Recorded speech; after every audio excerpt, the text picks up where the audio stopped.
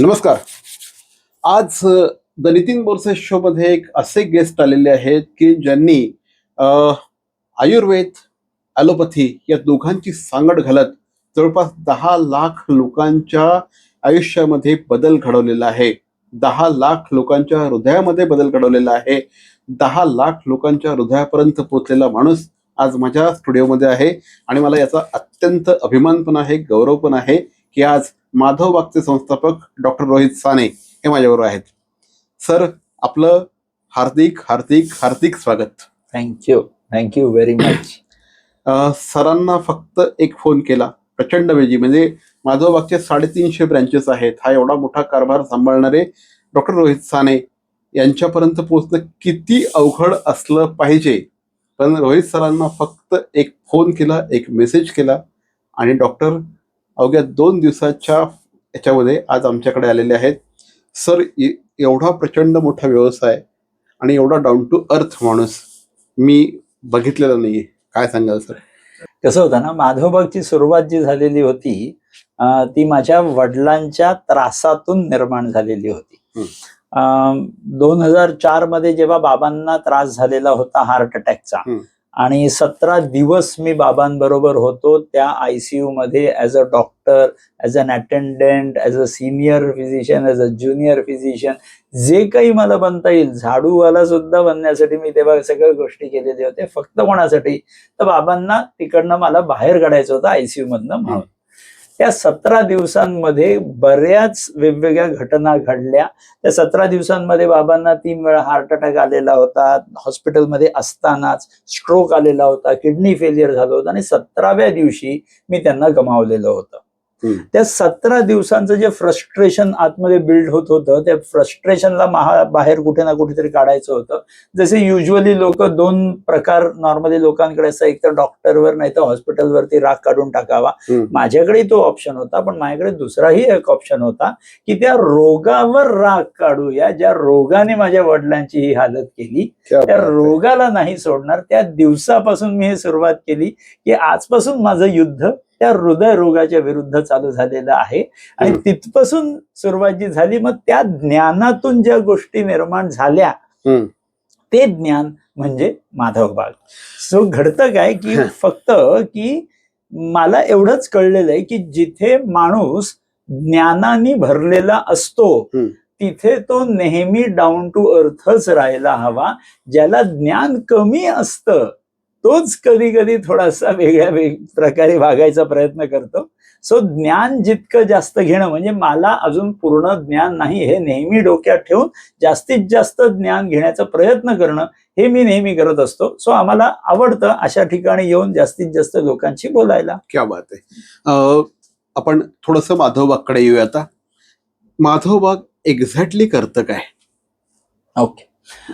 ज्या लोकांना heart disease आहे, ज्या लोकांना अँजिओग्राफी करून ब्लॉकेजेस दिसलेले आहेत, ज्यांना ब्लॉकेजेस असल्यानंतर अँजिओप्लास्टी, बायपास सर्जरी सांगितलेली आहे पण त्यांना करायचं नाही आहे, त्यांना त्याच्याशिवाय दुसरा काहीतरी उपाय पाहिजे आहे, ज्यांना स्वतःची चिरफाड करायची नाही आहे, अशा लोकांसाठी माधवबाग बनवलेलं आहे. म्हणजे बऱ्याच वेळेस लोकांना वाटतं की ब्लॉकेजेस दिसलेले आहेत म्हणजे काहीतरी प्रॉब्लेम झालाय, लगेचच्या लगेच ऑपरेशन करायला लागेल, 5-7 लाख, 10 लाख, 20 लाख तयार ठेवावे लागतील. असलं काही नाही. माधवबाग मध्ये तुमची चिकित्सा पूर्णपणे होऊ शकते, ज्याच्यात तुम्ही पुढचे 10 ते 15 वर्ष छान प्रकारे तुमचं आयुष्य विना कोई शस्त्रक्रिया की ऍज वेल कुठल्याही प्रकारचं तुम्हाला दम लागणं, छातीतलं दुखणं न होता तुम्ही आरामात तुमची लाईफ छान प्रकारे जगू शकता. हे माधवबाग तुमच्यासाठी करून देतं. याच बरोबर याच्या सकट ज्यांना डायबिटीज आहे, ब्लड प्रेशर आहे, कोलेस्ट्रॉल वाढलेलं आहे, वजन वाढलेलं आहे, असे सुद्धा जिथे रोग असतात आणि ज्या लोकांना ह्या रोगांमधनं बाहेर पडायचं आहे तिथे सुद्धा माधवबाग तुमची चिकित्सा करू शकतो. सो माधवबाग काय आहे तर माधवबाग तुमच्यासाठी लाईफ ट्रान्सफॉर्मेशनचं एक सेंटर आहे. मग तुम्ही त्या जवळच्या आपल्या माधवबागच्या क्लिनिकमध्ये जाऊन करा किंवा माधवबागच्या हॉस्पिटलमध्ये येऊन 5-7 दिवस राहून करा. पण घडायचंय काय तर तुमच्या लाईफचं ट्रान्सफॉर्मेशन घडवायचं आहे. आजपर्यंत जे करायला तुम्हाला मुश्किल पडत होतं ते करून द्यायला आम्ही तुमची मदत करू. बऱ्याच वेळेस शरीर आपल्याला साथ देत नसल्या कारणाने आपल्याला प्रॉब्लेम सहन करावा लागतो. तो प्रॉब्लेम तुम्हाला आम्ही रिव्हर्स करायला पुरेपूर मदत करू शकतो. लाईफ ट्रान्सफॉर्मेशन करतो हे तुम्ही म्हणालात, हे थोडंसं एलॅबोरेट करा. येस. बऱ्याच वेळेस काय होतं की लोक नैराश्याकडे जात असतात त्या रोगांमुळे. एक्झॅक्टली. म्हणजे आता तुम्हाला थोडंसं थांबवतो. माझा एक मित्र आहे, नाव नाही घेत, बिल्डिंग मध्ये राहतो आणि त्याला कोणीतरी सांगितलं की ते थोडंसं प्रॉब्लेम आहे. एवढा हसता खेळता माणूस सर पूर्णपणे अक्षरशः कोलॅप्स झाला होता. म्हणजे चेहऱ्यावर दिसतंय की अरे भाई कितना प्रेशर लिहिली आहे तुने. Very true. हे नैराश्य जे आहे ना, हेच जीवनाला खाऊन टाकणार आहे. बरोबर. छान आयुष्य चाललेलं असतं, मध्येच कधीतरी कुठला तरी एक रिपोर्ट येतो समोर आणि त्याच्यामुळे आपलं अख्खं आयुष्य चेंज होतं. याच्यात जो माणूस स्वतःचं आयुष्य गमवून बसतो ते मृत्यूनंतर सुद्धा जेवढं वाईट होत नाही त्याच्या अगोदर ते वाईट होऊन बसतं. एक्झॅक्टली. बरोबर. सो मला एवढंच सांगायचं की ट्रान्सफॉर्मेशन म्हणजे काय, तर मी माझ्या स्वतःवरचा कॉन्फिडन्स जो गमावून ठेवलेला होता तो कॉन्फिडन्स परत निर्माण करायचा. आणि कसं निर्माण होणार, तर जिंकल्याने निर्माण होतो. आणि जिंकायला लागतं काय, ते एका गुरुची साथ लागते. आणि गुरुची साथ म्हणजे गुरु म्हणजे खूप महाज्ञानी असतात का, तर नाही. फक्त गुरु म्हणजे ते ज्याला ही गाठ जी लागलेली ही सोडवायची कशी, ज्याने आधी त्याच्या लाईफमध्ये सोडवलेल्या आहेत बऱ्याच गाठी, तोच तुमची गाठ सोडवायला मदत करू शकतो. आणि तेच आहे तुमच्यासाठी माधवबाग. की बऱ्याच वेळेस आपण घाबरून जातो त्या रोगांना. पण मी आता जेव्हा हे मागचे 25 वर्ष जेव्हा मी हे प्रॅक्टिस करतोय तेव्हा मला कळलेले की रोगांना घाबरून जायची गरज बिलकुल नसते. तुम्ही पहिली इकडची भीती जर गायब केली तर रोगांना गायब करणं चुटकी वाजवण्यासारखं गायब करू शकतो. ह्याच्यात करायचं काय असतं, तर साध्या साध्या गोष्टी असतात. आपल्या लाईफची डिसिप्लिन आपण जेव्हा गमावलेली असते तेव्हा रोग निर्माण होतात. त्या डिसिप्लिनला परत आणायचं आहे. कारण का ट्रान्सफॉर्मेशनसाठी काय गरजेचं आहे, तर जिद्द गरजेची आहे की मला स्वतःला ट्रान्सफॉर्म करायचंय. आणि कोणाबरोबर करायचंय, तर माझ्या मित्राबरोबर. म्हणजे कोण, सर्वात छान मित्र कोण असू शकतो, आपला डॉक्टर. तर त्या डॉक्टर आणि पेशंटची रिलेशनशिप छान प्रकारे घालून देणं म्हणजे दोघं जेव्हा दोस्त होऊन एकमेकाबरोबर काम करतात ट्रान्सफॉर्मेशन घडतं. सो हे ट्रान्सफॉर्मेशन घडणं म्हणजे काय, जेवणातला थोडासा बदल पाहिजे. जे तुम्हाला आवडतंय ना त्यातल्याच गोष्टी, पण त्याला थोडंसं वेगळ्या प्रकारे आपण टाकून तुम्ही जर समजून घेऊ शकलात तर त्या गोष्टीला जेवणात आपण चेंजेस केले, थोडासा व्यायामात आपण बदल केला. म्हणजे काय, सकाळी मस्त दोस्तांबरोबर फिरायला जाणं, गप्पे मारणं, हसणं, यालाच व्यायाम म्हणू शकू आपण. ही दुसरी गोष्ट. त्याचबरोबर काही काही स्वतःला सवयी असतात. काही लोकांना सिगरेटचं असतं, काही लोकांना दारूचं असतं, काही लोकांना साखरेचं व्यसन असतं, काही लोकांना मिठाचं व्यसन असतं. ह्या व्यसनांपासून हळूहळू हळू आपल्याला लांब यायचंय. सो ट्रान्सफॉर्मेशन म्हणजे काय, स्वतःमधला बदल तो आपल्याला घडवायचा आहे, हळूहळू हळू घडवायचा आहे. पण त्याचे जे फायदे आपल्याला स्वतःच्या शरीरावर दिसतात ते खूप छान आणि खूप फास्ट प्रकारे दिसतात. सो हे ट्रान्सफॉर्मेशन आजपर्यंत आपण 10 लाख लोकांमध्ये घडवलेलं आहे. आणि हे घडवणं काहीही मोठी गोष्ट नसते, शुअरली इझिली पॉसिबल असतं. अनेक जण आपण ज्यावेळेस समाजात वावरत असतो त्यावेळेस माधवबाग एक्झॅक्टली करतं काय, आपण जाहिराती बघत असतो, आपण सगळ्या गोष्टी बघत असतो, पण माधवबाग हृदयरोगाला ट्रीट एक्झॅक्टली कशा पद्धतीने करतं. सो हृदयरोग म्हणजे आजकाल डेफिनेशन त्याचं एकदम सिम्पलचं झालेलं आहे की ब्लॉकेजेस आपल्या हृदयात आले, हृदयाच्या रक्तवाहिन्यांमध्ये ब्लॉकेजेस आले की आपल्याला त्रास होणार आहे हे आपण धरून चाललेलो असतो. हाच हृदयरोग आपण धरून. खरं म्हटलं तर हृदयरोग बरेच वेगवेगळ्या प्रकारचे असतात, त्यांना 2 मिनिटं बाजूला ठेवूया. आता आपण ब्लॉकेजेसच्या बाबतीत बोलूया. सो नॉर्मली लोकांना हा प्रश्न पडलेला असतो की ब्लॉकेजेस असलेल्या या हृदयरोगामध्ये माधवबाग मध्ये विना शस्त्रक्रिया कसे काय उपचार होतील, तर त्याचं उत्तर खूप सिंपल आहे. ब्लॉकेज येतात तसेच ब्लॉकेज जातात. म्हणजे काय, तर आपल्या घरात चोर जेव्हा कधी येतो चोरी करायला तेव्हा ज्या रस्त्याने तो चोरी करायला घरात आतमध्ये आलेला असतो त्याच रस्त्याने तो बाहेर पण जातो. So now question comes in की हा जो ब्लॉकेज म्हणजे चरबीचा जो माल आपल्या शरीरात आलेला आहे, मला नेहमी लोकांना हेच सांगायचं असतं की ही चरबी आपल्या शरीरात आली कुठून, तर माझ्या जेवणातून आलेली आहे. बरोबर. सो जर तो चोर माझ्या जेवणातून आतमध्ये गेलेला आहे माझ्या शरीरात आणि मला त्या चोराला आता बाहेर हकलून द्यायचंय, तर रस्ता सुद्धा माझ्या जेवणातूनच जातो.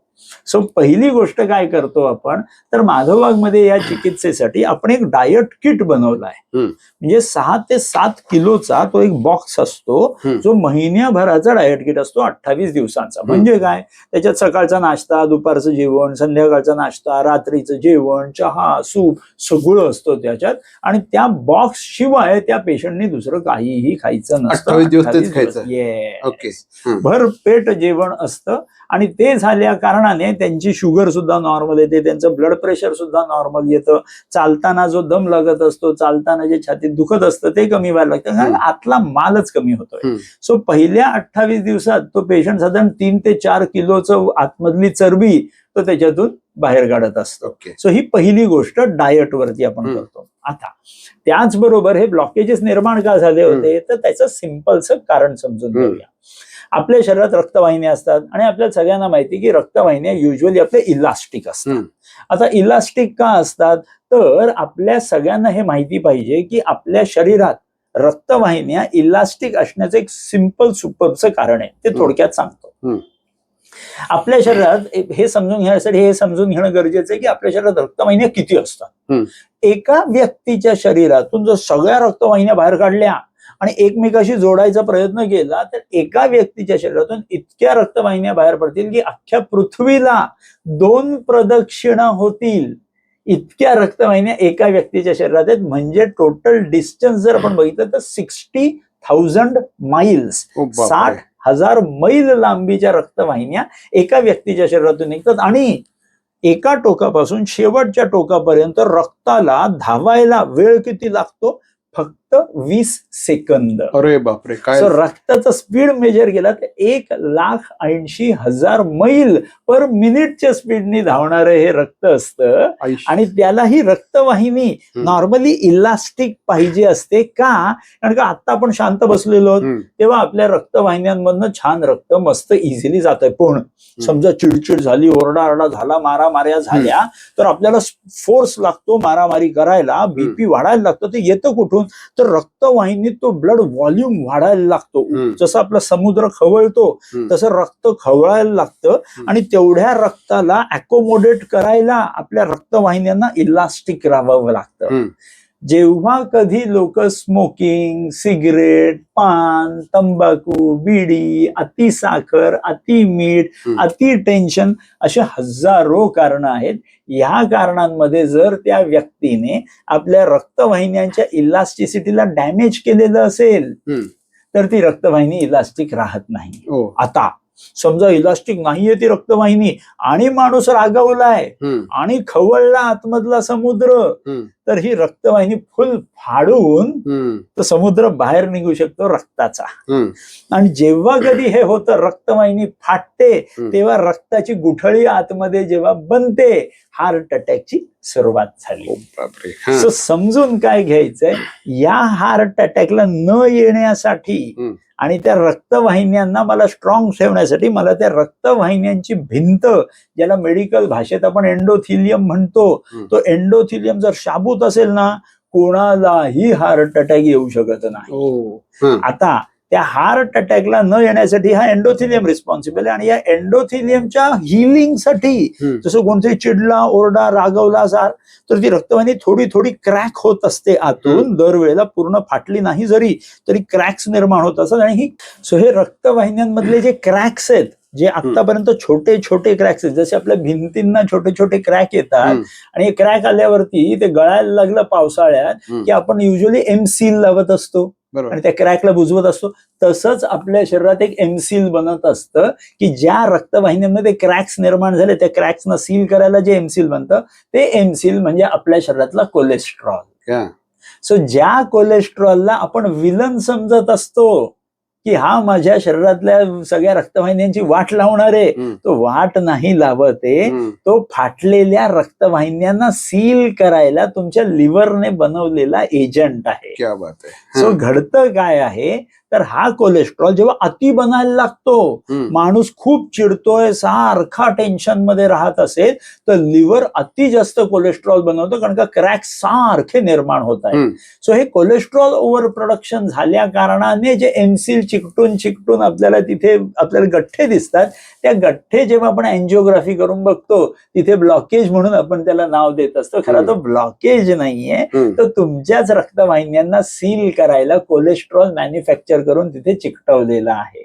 सो आता जर मला या कोलेस्ट्रॉल म्हणजे तो चरबीचा कण आहे याला जर रिव्हर्स करायचं असेल तर पहिलं डायटचा संबंध आला, आणि त्या रक्तवाहिन्यांची इलास्टिसिटी मी जर छान ठेवली तर माझ्या शरीरात कधी रक्तवाहिनी फाटणारच नाही, फाटली नाही तर कधी ब्लॉकेजच बनणार नाही. त्याच्यासाठी पंचकर्म असतं. म्हणजे काय, तर पंचकर्मात आपण स्नेहन, स्वेदन, बस्ती असे वेगवेगळे आपण प्रकार करत असतो, ज्याच्याने रक्तवाहिन्यांची इलास्टिसिटी परत आणून देतो. ते रक्तवाहिन्यांची इलास्टिसिटी परत आली तर एखादा माणूस मागच्या आयुष्यात पूर्ण चिडून त्याने स्वतःच्या रक्तवाहिन्यांची वाट जरी लावलेली असेल तरी पंचकर्माने त्या रक्तवाहिन्यांची ताकद परत निर्माण झाली तर रक्तवाहिन्याही छान, त्या रक्तवाहिन्या छान झाल्या कारणाने हृदयावरती जो लोड येणार होता तो गायब झाला, प्लस वजन कमी झालं, ऍज वेल एज आतमधल्या चरबीचे थर जे लागलेले होते ते गायब झाले, की अख्खं शुद्ध झालं शरीर. म्हणून या पूर्ण पंचकर्माच्या पद्धतीला आपण म्हणतो संपूर्ण हृदय शुद्धीकरण. क्या बात आहे. म्हणजे आज तुम्ही हे ऐकल्यानंतर ना खरंच ह्या गोष्टी एवढ्या प्रभावीपणे सर सांगतायत आणि प्रभावीपणे गोष्टी केल्या जातात.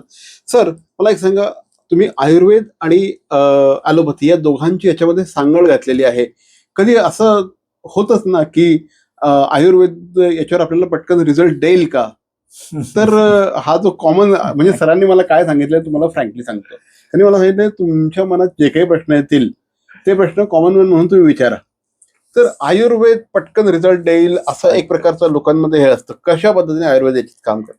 उलट ना, आता मी स्वतः केलंय MBBS, हो बरोबर, मी केलंय fellowship in cardiac rehab Apollo हॉस्पिटलमध्ये, आणि आता मी आयुर्वेदाला जास्तीत जास्त प्राधान्य देतो. बरोबर. आता ह्याच्या मागचं कारण काय, तर मी एकदम लॉजिकल माणूस आहे.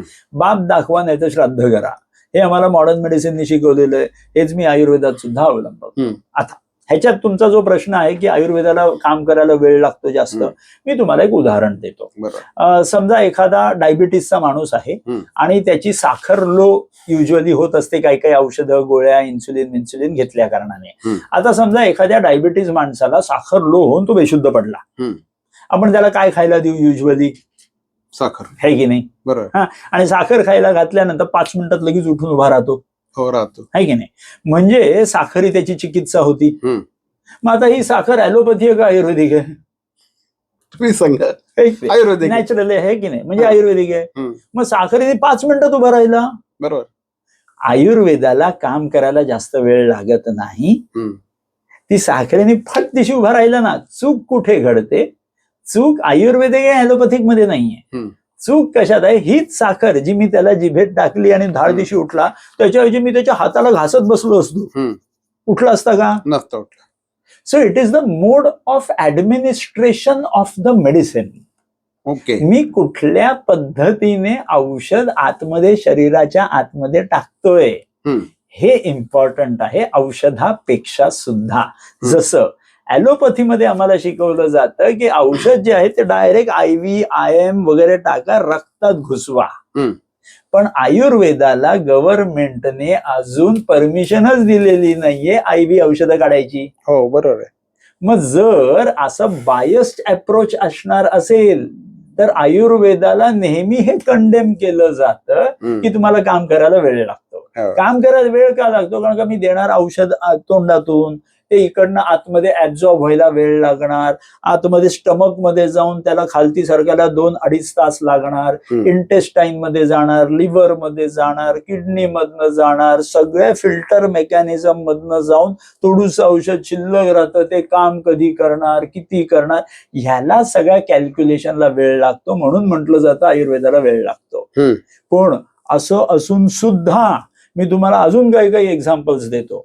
बऱ्याच वेळेस लोकांना जुलाब होत असतात आणि जुलाबामध्ये असं म्हटलं जातं की जायफळ उगाळा, चाटायला लावा, लगेच बूच लागेल तुम्हाला, बिलकुल तिकडनं जुलाब होणार नाही.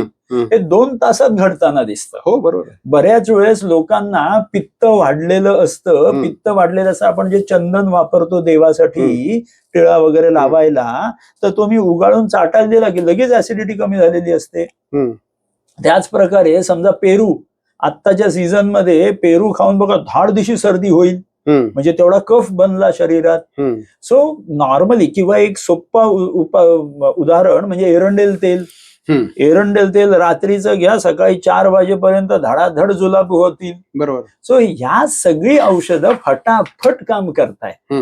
आयुर्वेदाला वेळ लागत नाही काम करायला. It is the mode of administration of the medicine जो वेळ ठरवतो किती वेळ लागणार आहे या गोष्टीला काम करायला. सो बऱ्याच वेळेस हे ऍलोपॅथीच्या लोकांकडनं असं म्हणवलं जातं आयुर्वेदाला कंडेम करायला की आयुर्वेदाला वेळ लागतो जास्त काम करायला. ते तुम्हाला पूर्ण खात्री आहे की एखाद्या माणसाला हार्ट अटॅक आला किंवा त्याला हार्ट डिसीज आहे, आयुर्वेदच्या माध्यमातून तो 100% रिकव्हर होऊ शकतो? हा, आता 2 वेगवेगळ्या गोष्टी.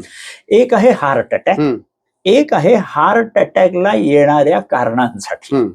सो या कारणांवरती जर आयुर्वेदाने काम करायचं ठरवलं, yes I am 100% sure about it की सगळं मागे रिव्हर्स खेचून आणू शकतो. हार्ट अटॅकच्या बाबतीत म्हटलं तर हा 6 तासांचा खेळ असतो. 6 तासांमध्ये माझ्या शरीरात ती रक्ताची गुठळी, जी रक्तवाहिनी फाटून, जशी आपण हायवेवरती आपली म्युन्सिपाल्टीचे पाईप्स असतात पाण्याचे, ते बऱ्याच वेळेस आपल्याला पिचकाऱ्या उडताना दिसत असतात, तो म्हणजे हार्ट अटॅक. की रक्तवाहिनी आपली फाटली आहे आणि फाटून सगळं रक्त वाहून जातंय आणि त्याच्यात रक्ताची गुठळी बनते. हा खूप इमर्जन्सी वाला आयटम आहे जो 6 तासात मला औषध आतमध्ये घुसून मला सील करायचंय. एवढ्या फास्ट करण्यासाठी मला डायरेक्ट रक्तात टाकणं गरजेचे, IV पाहिजे मला. ते आयुर्वेदात अजून आम्हाला दिलेलीच नाहीये परमिशन. बरेचसे FDA मध्ये आपल्याला औषध रजिस्टर करावं लागतं, FDA मध्ये नाहीच आहे त्याची सोय. सो घडतं काय, ते ऍलोपॅथीकडे सोय. पण आपण जेव्हा अॅनिमल ट्रायल्स करतो, अॅनिमल ट्रायल्स मध्ये असे कित्येक औषधं आहेत जे ऍलोपॅथीच्या या सगळ्या औषधांनी इतकेच काम करत असतात. बरेचसे ऍलोपॅथीची औषधं जी आहेत ती आयुर्वेदातूनच 100%. म्हणजे आता तुम्हाला मी ह्याच उदाहरण सांगतो. नॉर्मली हार्ट अटॅक साठी औषध कुठलं देतात, तर ऍस्पिरिन देतात. रक्त पातळ होण्याचं जे औषध असतं ते औषध द्यायला सांगतात. आता प्रश्न राहतो, ही ऍस्पिरिन आली कुठून? तर ऍस्पिरिन म्हणजे ऍसिटिल सॅलिसिलिक ऍसिड. आणि हे आलंय कुठून? तर आयुर्वेदातलं बॅम्बू प्लांट जे आहे जलवेतस नावाचं, त्या जलवेतसामधनं आलेलं आहे हे ऍसिटिल सॅलिसिलिक ऍसिड आणि त्याचंच बनलेलं आहे हे ऍस्पिरिन नावाचं औषध. त्याचबरोबर सॉर्बिट्रेट नावाची गोळी तुम्ही ऐकलेली असेल. हा, तर ती छातीत दुखायला लागलेलं असेल तर सॉर्बिट्रेटची डबीतली गोळी घ्यायला सांगतात. ही सॉर्बिट्रेट आली कुठून? तर सॉर्बिट्रेट म्हणजे नायट्रिक ऑक्साईड नावाचा एक एजंट असतो. तो आतमध्ये 3 नायट्रिक ऑक्साईड एकत्र टाकलं की आपल्या शरीरातल्या रक्तवाहिन्या विस्तारित होतात आणि हार्ट अटॅक तिकडेच्या तिकडे पेन कमी होतं. ही नायट्रिक ऑक्साईड आलंय कुठून? जर तुम्ही बीटरूट जर तुम्ही खाल्लं, किंवा पालक तुम्ही जर खाल्लं, किंवा सेलरी लिव्स तुम्ही जर खाल्ले, याच्यात सुद्धा उत्तम नायट्रिक ऑक्साईड असतं जे तुम्हाला फायदा करू शकत असतं. रोज खाल्लं पाहिजे म्हणजे. ऍब्सोल्युटली.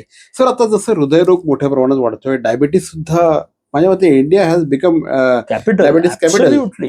तुम्ही त्याच्यावर पण भरपूर काम करता. हो. आता कसं आहे ना, लोकांना आजकाल म्हणजे मी जेव्हा आता क्लिनिकमध्ये असतो, बऱ्याच पेशंट्सना मी भेटतो, तेव्हा मला पेशंट्स काय म्हणतात, आता काय 30-35 झालेली, आता डायबिटीस होणारच. म्हटलं का होणार? तुम्ही स्वतःवरती कंट्रोल करा, का व्हायला पाहिजे? आणि कित्येक लोकही म्हणतात आता डायबिटीस झाला तर काय जन्मभर गोळ्या खाऊया. ही सर्वात मोठी चूक आहे. तुम्ही ज्या वेळेला रोगाला तुम्ही हे ऍक्सेप्ट करता की तू मोठा आणि मी लहान आणि तुझ्याच ह्याच्यात खालती मी जन्मभर राहीन, ही मोठी चूक आहे. ज्या दिवशी आपण रोगाला टक्कर द्यायचा विचार करतो तिथे तुमची जीत होण्याची सुरुवात होते. क्या बात आहे. मानसिकता असं काय असतं का की आपण एखादी लढाईची तयारी केली की आतमध्ये सुद्धा काहीतरी तयार होतं केमिकल्स? येस, आणि तेच केमिकल नायट्रिक ऑक्साईड ज्याच्याने रक्तवाहिन्या विस्तारित होतात. बीटरूट आणि पालक खाल्ल्याने जे नायट्रिक ऑक्साईड वाढतं तेच युद्धासाठी वापरलं जातं. तेच आतमध्ये जज्बा आणतो, आपल्या शरीरात ताकद आणतं. सो बऱ्याच वेळेस लोक सायकोलॉजिकली हॅम्पर झाल्या कारणाने ते ऐकून घेतात की ठीक आहे, डायबिटीज जन्मभर होगा, फिर मैं भी जन्मभर गोलियां खाता हूं. पण हे सत्य नाही आहे. अख्खाच्या अख्खा डायबिटीज पूर्ण रिव्हर्स होऊ शकतो. तो डायबिटीज रिव्हर्स होऊन तुम्ही जन्मभर कुठल्याही गोळ्या न खाता तुम्ही छान आयुष्य जगू शकता. हे आजपर्यंत आपण लाखो लोकांमध्ये हे दाखवून दिलेलं आहे.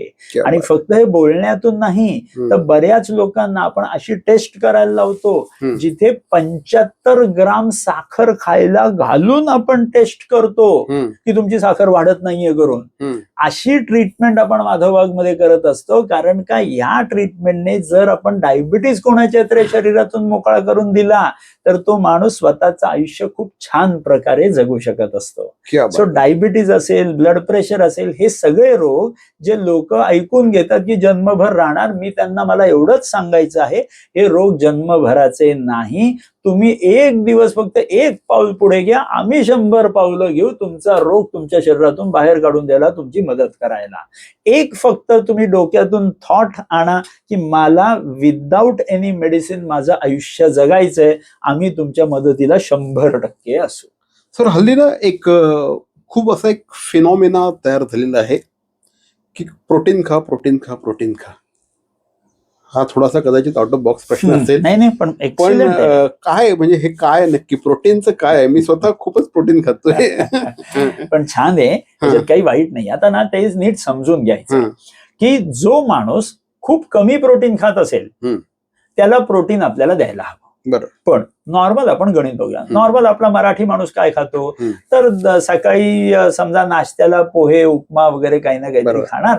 दुपारच्या याला 3-4 चपात्या मॅक्सिमम आणि थोडासा भात वरण, आणि सेम रात्रीच्या जेवणाला तेवढंच मध्ये काहीतरी चहा बिस्किट वगैरे काही खाल्लं. आता ह्या गणिताने बघितलं तर 4 चपात्या फॉर एक्झाम्पल सकाळी खातोय आणि 4 चपात्या समजा संध्याकाळी खातोय, हे मॅक्सिमम खाणं झालेलं आहे. आता 8 चपात्या जिथे खातो तर एक चपाती साधारण 100 ग्रामची असते अंदाजे, आणि 8 चपात्या म्हणजे 800 ग्रामचं जेवण चपात्यांमधनं आतमध्ये गेलं. आता या 800 ग्राम मध्ये 10% असतं त्याच्यातलं प्रोटीनचं कंटेंट, म्हणजे 80 ग्रामचं प्रोटीन. आता माणसाला गरजेचं किती असतं? एखादा माणूस जो 60 किलोचा माणूस असेल त्याला 0.75 ग्राम्स पर केजी म्हणजे साधारण 40 ते 50 ग्रामचं प्रोटीन तुम्हाला दिवसभरातून तुमच्या पोटात जात असेल. It's enough. मग इन दॅट केस तुम्ही जर एवढ्या चपात्या खाऊन 80 ग्राम, 50 ग्राम, 60 ग्राम जर प्रोटीन जात असेल, तुमची डेली रिक्वायरमेंट झालेली आहे. प्लस त्याच्यात तुम्ही भाताबरोबर वरण खाणार आहात, आमटी खाणार आहात, ज्याच्यात परत डाळ आहे. प्लस समजा तुम्ही बऱ्याच वेळेस वाटाण्याची भाजी असेल किंवा अजून पनीर असेल, सोया असेल, मशरूम असेल, ह्याच्यातून प्रोटीन जाणार आहे. सगळ्या गोष्टींमध्ये प्रोटीन आहे.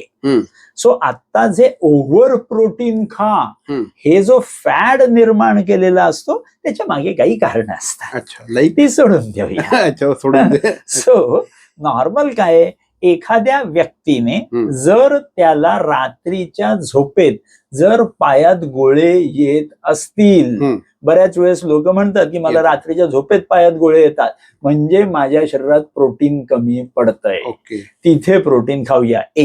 एखादी व्यक्ती ज्याचं वजन धडाधड उतरत चाललेले, काही न करता अनप्लॅन्ड वेट लॉस होतोय, तिथे प्रोटीन मला द्यायला हवं. त्याचबरोबर एखादी व्यक्ती छान जिम मध्ये जाते आणि त्यांनी ठरवलंय की मला उद्यापासून सलमान खान बनायचंय, तर मग मला तिथे प्रोटीन द्यावं लागणार. सो बरेच वेगवेगळे असे सीन्स असतात जिथे मला प्रोटीन द्यावं लागतं. पण जिथे आपण नॉर्मल आपल्या शरीरात आपण छान जेवण 2 टाइमचं खातोय आणि मन माझं छान असल्या कारणाने माझा लिव्हर हेल्दी आहे, तर माझं लिव्हर हे ठरवतं मी तुम्ही जे काही जेवलेलं आहे कोणाचं प्रोटीन बनवू, कोणाचं कार्बोहायड्रेट बनवू आणि कोणाचं फॅट बनवू. सो जसं आपल्याला महाभारतात श्रीकृष्णांनी गीतेत सांगितलेलं आहे की कर्मण्ये वाधिकार असते मा फलेषु कदाचन, तसंच कर्म करणं हे आपलं काम आहे. म्हणजे जेवणाचं कर्म करणं हे आपलं काम आहे. आतमध्ये त्याचं काय फळ निर्माण होईल ते त्याच्याकडे ऑलरेडी रजिस्टर्ड आहे. आता आमच्यासारखे जे ओबेज लोक होते, मी जवळपास 33 किलो वजन कमी केलंय माझं. सुंदर, 33 kgs. एक्सिलेंट. आणि मग जेवण कमी करण्यासाठी नॅचरली डाएटमध्ये आपण जेवण कमी करतो थोडंसं, आणि मग ते जे जेवण कमी झालेलं आहे ते भरून काढण्यासाठी आम्ही जनरली अंडी खातो, चिकन खातो, फिश खातो. तर मग हे योग्य आहे का? 100%. जर तुम्हाला लहानपणापासून सवय असेल तर तुमच्या इंटेस्टाईन मध्ये ते ऍक्सेप्टन्सचा रेट भरपूर आहे. ऍज वेल जेनेटिकली जर तुमचं पूर्ण कुळ जर पूर्ण नॉनव्हेज खात असेल तर genetically also you have been trained in your intestines for digesting this. So अशा केसेसमध्ये तुम्ही खात आहात, काहीही चुकीचं नाही. पण एखादा माणूस जो कधीच जन्मभर त्याच्या कुळाने पण कधी खाल्लेलं नव्हतं आणि आज त्यांनी प्रोटीन नॉनव्हेज मधून खायला लागलं, थोडेसे प्रॉब्लेम त्याला येतील. Intestine will take its own time to adjust to that scenario. पण ह्याच्यात काही चूक आहे का? तर बिलकुल नाही. नॉन व्हेजिटेरियन फूड खाल्ल्याने काही प्रॉब्लेम होतो का? तर काही प्रॉब्लेम होत नाही. तुम्हाला आवडत असेल तर तुम्ही नक्की खाऊ शकता. हा, आता त्याचं वजन उतरवायला फायदा होतो का? नक्की होतो. काय असतं नॉर्मल गणित, की आपण जे नॉर्मल जेवण जेवत असतो त्याच्यात कार्बोहायड्रेट जर भरपूर असेल, साखरेचे पदार्थ, साखर स्वतः, गूळ, मध, शुगर फ्रीची गोळी, ऊसाचा रस, खजूर, मनुके, सगळी फळं, हे सगळंच्या सगळं कार्बोहायड्रेट आहे. आणि ही कार्बोहायड्रेट म्हणजे शुगर. ही शुगर आतमध्ये गेली की तिचं कन्वर्ट होतं ग्लायकोजन, आणि ग्लायकोजनचा साठा डेपो फुल झाला तर शरीर म्हणतं अभि ग्लायकोजन नाही, अभि फॅट बनाव. मग खाल्लेलं सगळं फॅट बनतं आणि माणसाचा आकार चेंज व्हायला लागतो. बरोबर. सो उत्तर काय आहे की मी जितकं कार्बोहायड्रेट कमी खाईन तितकं फायदा. बरोबर. आता कार्बोहायड्रेट नाही खायचं तर माझ्याकडे दोनच गोष्टी राहिल्या, एक म्हणजे प्रोटीन आणि दुसरं म्हणजे फॅट. आता लोकांची चुकीची ही जी मनस्थिती असते ही काय, की तूप खाल्ल्याने किंवा असलं काहीतरी केल्याने माझं वजन खूप वाढेल. उलट आहे, कमी होतं. गेम समजून घ्यायला हवा. वजन वाढण्याच्या मागे कारणीभूत कोण असतो? आपल्या शरीरात निर्माण होणारा इन्स्युलिन नावाचा हॉर्मोन. बरोबर. इन्स्युलिन जितकं माझ्या शरीरात वाढत जाईल तितकं तो जास्तीत जास्त चरबी बनवत जाईल. बरोबर. सो इन्स्युलिन कमी करणं माझ्या शरीरातलं सिक्रिशन, हे उत्तर आहे फॅट लॉस साठी, हे उत्तर आहे वेट लॉस साठी. आता जर मला इन्स्युलिन सिक्रिशन समजा 100 होतं आणि त्याला 50 वरती आणायचं आहे तर मी प्रोटीन खायला हवं. आज 100 आहे आणि 500 करायचं इन्स्युलिन सिक्रिशन तर मला कार्बोहायड्रेट खायला हवं. आणि जर हे 100चं 50 प्रोटीन करतंय आणि 100चं 0 करायचं असेल तर तूप त्याच्यावरचं उत्तर आहे. काय बोलताय? ऍब्सोल्युटली. होतं काय की इन्स्युलिन तुमच्या शरीरात, तुम्ही कार्बोहायड्रेट खा नाही तर प्रोटीन खा, इन्स्युलिन येणार तुमचं जेवण पचवायला. पण जर तुम्ही तूप खाल्लेलं असेल तर 0 इन्स्युलिन मध्ये तुमचं पचन चालतं. सो गणित समजून घ्या. असे कित्येक रिसर्चेस झालेले आहेत की ज्याच्या तुम्ही वरण भात युजली खातात, त्यातला भात हा कार्बोहायड्रेट आहे, वरण हे प्रोटीन आहे. सो परफेक्ट कॉम्बिनेशन आहे. पण त्याच्याहून परफेक्ट कॉम्बिनेशन काय आहे तर वरण म्हणजे भात, वरण आणि वरती तूप आणि त्याच्यावरती मेथकूट आणि त्याच्यावरती लिंबू, हे सगळं परफेक्ट कॉम्बिनेशन का बनतं? कारण का या तुपाचं काम आहे आतमध्ये अग्नी मस्त प्रोड्यूस करणं, जे मस्त डायजेशन करणार आहे. ऍज वेल इन्स्युलिन रिस्पॉन्स येऊन न देणं. ऍज वेल मेथकूट जेव्हा टाकतो तेव्हा त्याच्याने अग्नी अजून प्रदीप्त होते की तुम्हाला पुढची भूक अशी लागेल ज्याच्यात जेवण मस्त पचणार आहे. सो जर अशा प्रकारचं जेवण मी जेवत असेल ज्याच्यात तूप टाकलेलं आहे तर जिथे डायबिटीसची लोक असतात की भात खाल्ल्यानंतर त्यांची शुगर 60, 80, 100 वाढत असते, पण त्याच लोकांमध्ये ह्याच भातावरती जर मी भरपूर तूप टाकून खाल्लं तर त्यांची 20 सुद्धा साखर वाढत नाही. काय सांगताय? सो तूप असा एकदम जादुई आयटम आहे. जेव्हा कधी डालडा आतमध्ये इंट्रोड्यूस करायचं होतं ब्रिटिशांना त्यावेळेला आपल्या इंडिपेंडन्सच्या वेळेला त्यावेळेला त्यांनी तुपाला कंडेम करून लोकांना तूप घरातून बाहेर काढायला लावला आणि डालडा घुसवला. नंतर कळून आले डालडानेच हृदयरोग वाढतोय. होय. मग डालडाला काढला आणि बाकीची तेलं आली सगळी, तूप बिचारा यायचं राहून गेलं. पण सत्य जर बघितलं, जर हृदयरोग टाळायचा आहे, जर डायबिटीस टाळायचं आहे, जर ब्लड प्रेशर टाळायचं आहे, तुपासारखं अमृत या पृथ्वीवरती नाही. रोज एक चमचा तरी खाल्ला. 100%. क्या बात आहे. आमचा ना बिझनेस शो जास्त असतो, म्हणजे आपण ह्या सगळ्या गोष्टी बिझनेस बद्दल जास्त बोलत असतो. एक तुमच्याबद्दल कुतूहल आहे. मग अशी बोलता बोलता सरांनी सांगितलं की माधवबागच्या 350 ब्रँचेस आहेत. सर, हे एवढं मोठं जे नेटवर्क आहे हे करत असताना पहिली गोष्ट, एवढं मोठं नेटवर्क करायचं आहे हे तुम्ही आधी ठरवलं होतं का? आणि हे करत असताना काय काय चॅलेंजेस आले? भरपूर पण खूप छान छान चॅलेंजेस होते. I have enjoyed my life till नाव.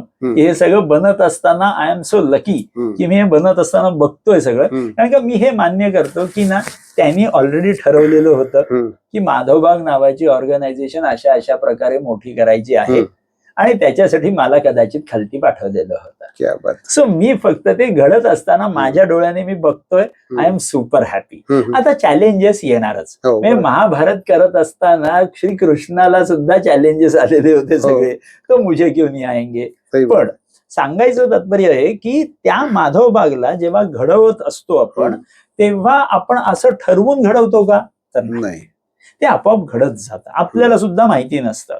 जेव्हा आपण कुठली तरी गोष्ट, तुम्ही कुठल्याही, जसं तुम्ही बिझनेसच्या बाबतीत बोलला, आपण हेल्थकेअरच्या जरी बाबतीत इकडे बोललो, एखाद्या गोष्टीला घडवायला काय लागतं? तर एक आतमधून पॅशन लागतं, एक आतमधून इच्छा लागते आणि एक आतमधून टार्गेट लागतं. बरोबर.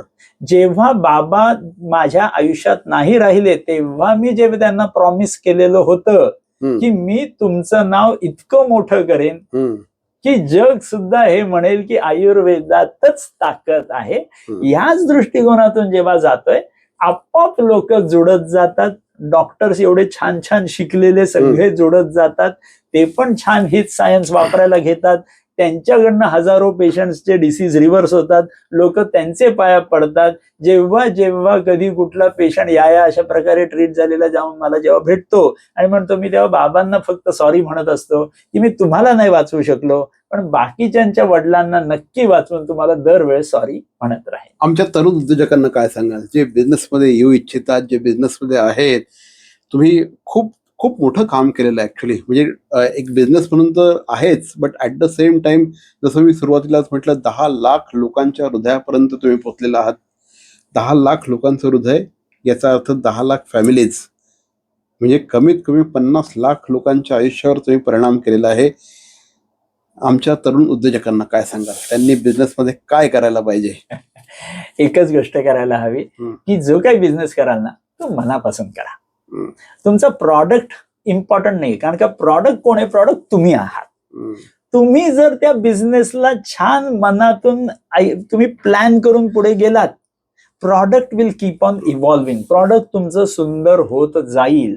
ती प्रॉडक्ट असो, सर्व्हिस असो, ते आपोआप सुंदर होत राहील. मनात फक्त इच्छा ठेवा की मला समोरच्याची मदत करायची आहे. कारण का नॉर्मली बिझनेस असतो ना, तो कधी स्वतःसाठी नसतो करायचा, तो कस्टमरसाठी करायचा असतो, कन्झ्युमरसाठी करायचा असतो. कुठलाही बिझनेस, तुम्ही जगातला कुठलाही बिझनेस उचलून बघा, तो मॅकडोनाल्डचा असो, माधवबागचा असो, जेव्हा त्या बिझनेस मधल्या त्या कन्झ्युमरला हॅपीनेस मिळतो, बिझनेस आपोआप स्पीड पकडतो. सो तुम्हाला वेगळं काही करायचं नाही, फक्त एवढीच तुम्ही हमी घेत जा की ज्याने तुमचा प्रॉडक्ट घेतलेला आहे तो माणूस खुश आहे ना, मग पैसे आपल्याला देव देईल. खुशी जेवढी आपण जन्माला घालू, आपण काय कमवायला आलेलो आहे? तर इथे सॅटिस्फॅक्शन कमवायला आलेलो आहोत. पैसे आज आहेत तर उद्या नाही. तुम्ही सॅटिस्फॅक्शन कमवा, पैसे तुमच्या मागे आपोआप धावत येईल. आध्यात्मिक बेस बराच दिसतो मला तुमच्या सगळ्या बोलण्यामध्ये. रवींद्र प्रभुदेसाई सर माझे मेंटॉर आहेत. अरे वा. म्हणजे आठवड्यात एकदा आम्ही काही उद्योजकांसाठी सरांवर असतो आणि सर पण नेहमी सांगतात, उद्योगाला अध्यात्माची जोड असली पाहिजे, उद्योगाला अध्यात्माचा बेस असला पाहिजे. तुमच्या बोलण्यात आता मगापासून कमीत कमी 10 वेळेस देव हा शब्द आलेला आहे. किती इम्पॉर्टंट आहे.